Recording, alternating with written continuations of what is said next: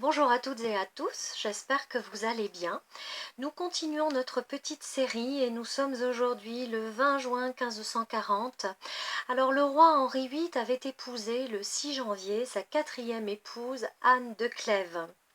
Malheureusement, elle ne lui plaisait pas du tout.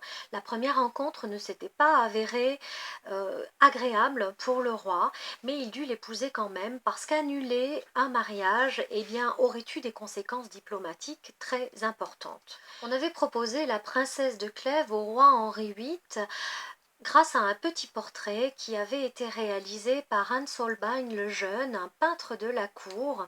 C'est son premier ministre, Thomas Cromwell, vous vous souvenez, qui s'était mis en quête d'une épouse pour Henri VIII. Donc il y avait eu plusieurs prétendantes, dont Marie de Guise, la mère de Marie Stuart, qui avait fait savoir qu'elle avait un trop petit cou en référence à ce qui s'était passé par rapport à Anne Boleyn.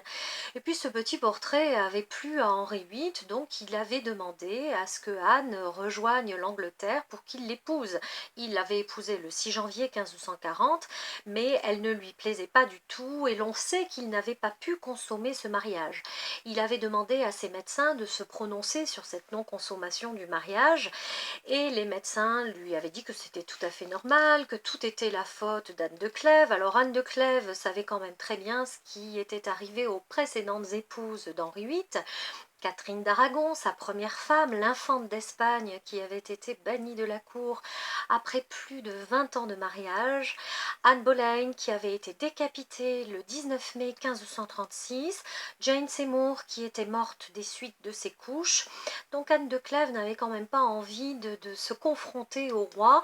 Cependant, dans une de ses lettres, elle informe l'ambassadeur de son frère, le duc de Clèves, que le roi s'intéressait déjà beaucoup à cette jeune fille Catherine Howard. Et effectivement, le roi demanda l'annulation de mariage avec Anne de Clèves, ce qu'elle accepta sans poser de soucis. Le roi lui en fut d'ailleurs très reconnaissant et il épousa cette jeune Catherine Howard qui était une cousine d'Anne Boleyn et qui avait 30 ans de moins que lui. Cette pauvre Catherine qui finit comme sa cousine et qui fut exécutée en février 1542 pour des chefs d'accusation d'adultère et de tromperie du roi et de non-virginité au moment de son mariage. Donc Anne de Clèves, déjà le 20 juin 1540, comprenait qu'il fallait se soumettre au roi Henri VIII et accepter l'annulation de mariage, hein, ce que l'on appelle nous aujourd'hui un divorce.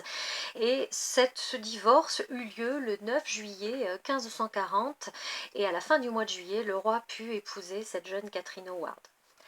Je vous dis à bientôt pour une prochaine chronique.